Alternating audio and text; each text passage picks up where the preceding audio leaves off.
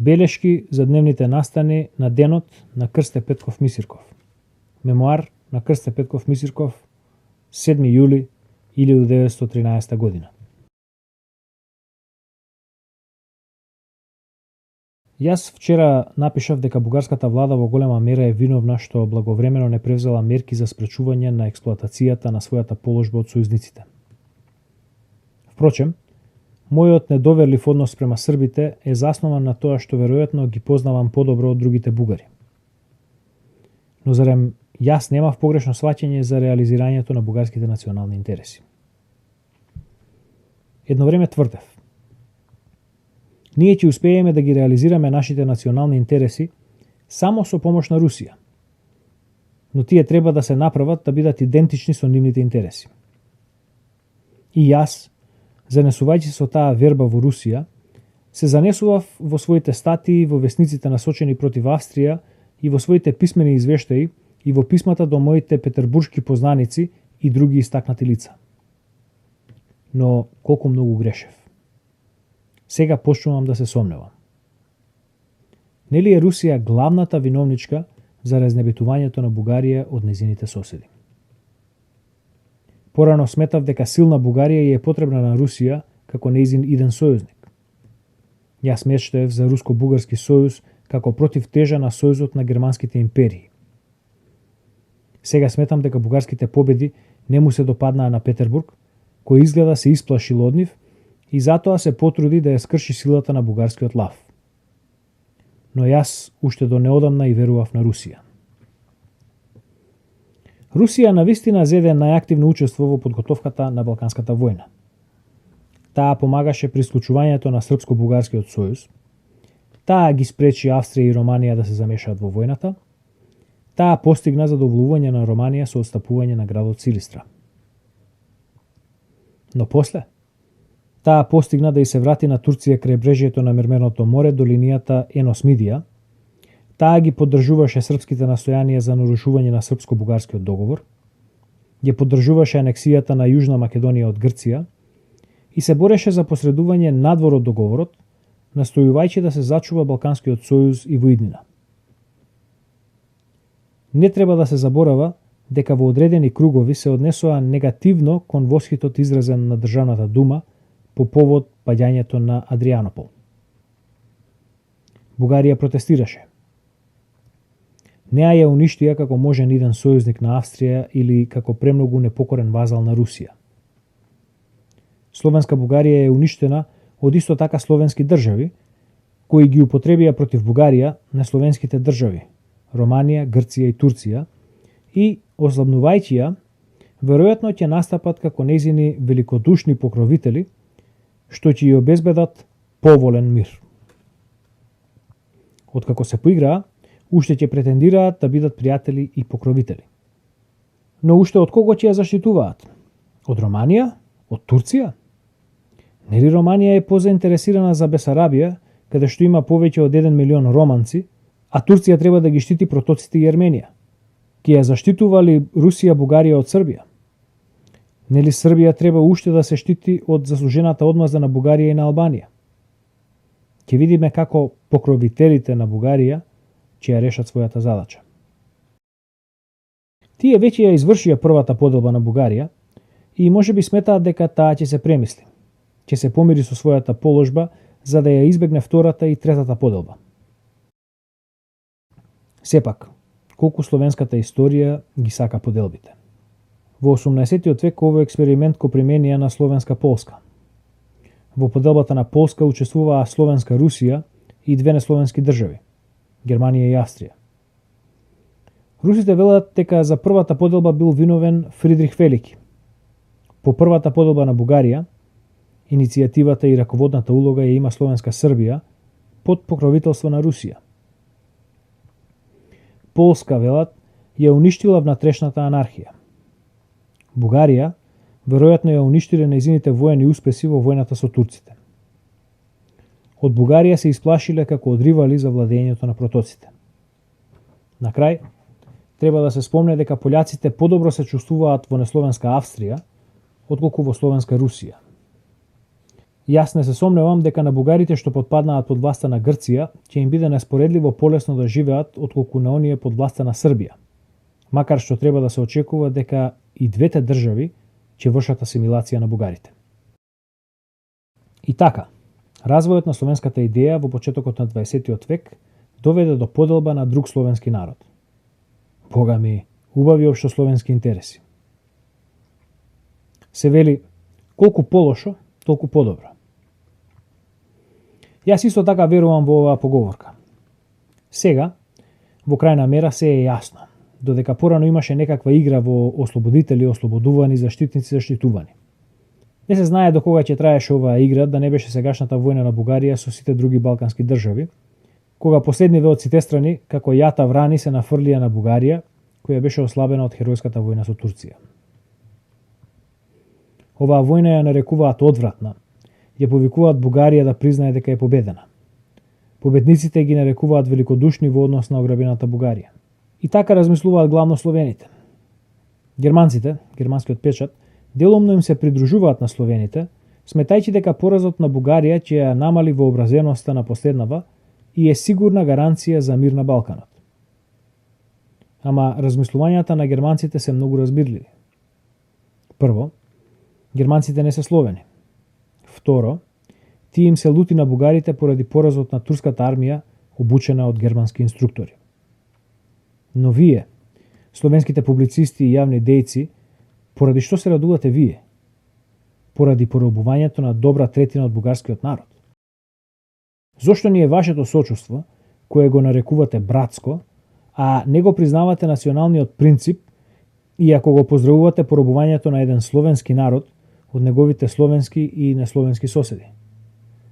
Како можете по ова да се возбудувате од поробувањето на словените од несловените? Со каков образ можете да повикувате на чувство на словенска заемност, кога неа воопшто ја нема? Со каков образ вие протестирате против положбата на словените во Австрија, кога вашата совест дозволува нови поробувања на словените? Русите и словенците исто ги осудуваат бугарите. Односот на русите кон Балканската војна и кон поделбата на Бугарија уште можам да го сватам. Тој е основан на желбата да заповедаат и да решаваат на Балканот. Велат, ако дојдевте со нас, ќе добиевте повеќе. Отидовте со Австрија, ќе ве поделат и тоа го заслужувате. Во Русија најмногу се цени послушноста. Треба да се почитува раководството и треба да се знае своето место. Руските општествени односи ставија неизбрижлив печат и на политичките погледи на народот, доколку тој воопшто се интересирал за политиката. Во руското општество секој бара познанство меѓу еднакви со себе или такви што стојат повисоко на општествената скала, избегнувајќи изближување со луѓе што стојат на понискиот степен од општествената скала. Прашањето на човек што е понизок по ранг или го оставаат без одговор, или високомерно одговараат на него, правејќи при тоа кисело лице. А сличен однос се забележува и во политичките погледи на руските луѓе. Секој русин, во споредба со другите словени, се смета себе си за еден ранг повисок од другите словени и затоа бара особена почит кон себе. Дури и во прашањето на националните интереси на другите словени, им се предлага да се потпрат на Русија. Инаку, велат, ќе ве натепаме. Руската јавност и рускиот печат се закануваат со тепање, а руската влада ја исполнува заканата. И многу до крв ги натепаа сиромашните бугари, поради тоа што тие се осмелија да кажат дека бугарските интереси не се руски интереси и дека ние, бугарите, и самите сме повикани да си ги штитиме своите национални интереси. Ами како? Тие се забораваат, треба да се истепаат. И ги истепаа. Јас се сомневам дека со такво однесување, кое русите го наследија од времето на крепосното робство, а тоа во Русија на извесен начин продолжува да трае и денес, би можело да се смират вообразените словени, кои бараа русите да се однесуваат како кон рамни на себе, а не како кон ослободени крепосници.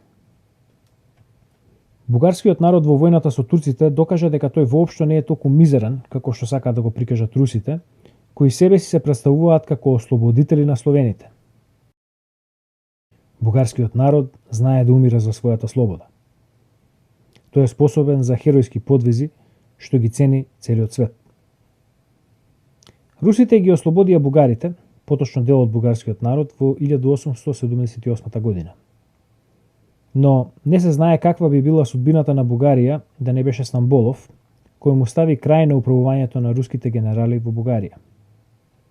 Од Бугарија можеби ќе излезеше финска број 2, а можеби и руска-полска број 2.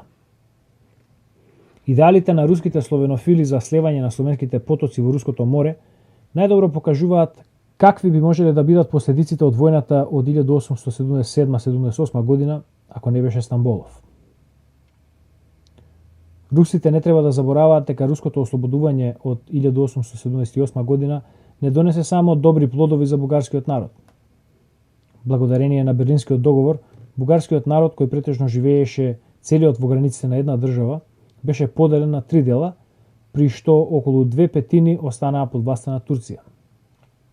Положбата на последниве, по војната стана полоша отколку пред војната. Да не беше руско-турската војна од 1877-78 година, под власта на Турција ќе останеа и Босна и Херцеговина и целиот бугарски народ. Србија би се стремела кон Босна, а бугарскиот народ би бил обединет во една држава и би имал единствена бугарска национална црква и единствено училиште. Никој не би посегнувал по целоста на бугарскиот народ. Турците не би можеле да го ослабат, бидејќи самата Турција беше во опаѓање. Ако не Русија, тогаш Англија би се залагала за подобрување на политичката положба на бугарскиот народ. Русија го наруши политичкото единство на бугарскиот народ и ја даде Босна и Херцеговина на Австрија како одмазда за стремежот на кнежевството Бугарија за ослободувањето од руското старателство, почна да ја покровителствува српската пропаганда во Македонија, каде што руските конзули во текот на 35 години беа вистински погребувачи на бугарската народност и подготвуваа почва за поделба на Македонија меѓу Србија и Грција. Сега погребувачката работа на Русија во однос на бугарите заврши со поробување на Македонија, при што србите и грците во своите освоени земји ги ликвидираа бугарската национална црква и училиштето. Ја плячкосаа Бугарија и ја извршија незината прва поделба, благодарение на Русија и руското словенофилство, кое се стремеше кон слевање на словенските потоци во Руското море под власта на сесловенски цар. Но руските луѓе тоа не го знаат и не сакаат да го знаат. Тие знаат дека Фердинанд е од германско потекло и дека тој не сака да биде вазал на сесловенскиот цар. Затоа, долу Бугарија, сојузничката на Австрија. Русите се логични, тргнувајќи од своите принципи за нееднаквост на луѓето и народите, макар и словенски, и за задолжителна послушност на сите словенски народи кон великата сесилна, макар и жестоко одмазлива руска влада. Јас ги разбирам русите, но не ги разбирам словенците. Бугарите се обратија до Љубљана со молба да им помогне на настраданите во земјотресот во Трново. Словенците ја одбија молбата. Понатаму, бугарите се обратија до истата Љубљана со протест поради стрелањето на грците на бугарскиот гарнизон во Солун. Словенците го осудија грчкото варварство, но истовремено ги осудија бугарите како виновници за војната на Бугарија со другите балкански држави. Како размислуваат русите, мене ми е многу познато. Но логиката на господин Грабар и на неговите сонародници не ја разбирам. Зошто е тој незадоволен од бугарите? Не затоа ли што тој, веројатно, ја осудува Бугарија поради изближувањето со Австрија. Но се поставува прашањето. Што е подобро не само за бугарите, туку и за словенците? Австрија или Русија? Бугарите сметаат дека за нивните национални интереси, како и за интересите на пољаците, Австрија несомнено е подобра од Русија. Словенците и чесите имаат друго мислење, предпочитајќи кокетирање со Русија. Но би ги виделе што би рекле словенците и чесите ако Русија можеше да стави рака на нивните национални интереси во иста мера во која таа доби власт над бугарските национални интереси. Тогаш, тешко на чесите и словенците, тие наивни шегаджи и со оган.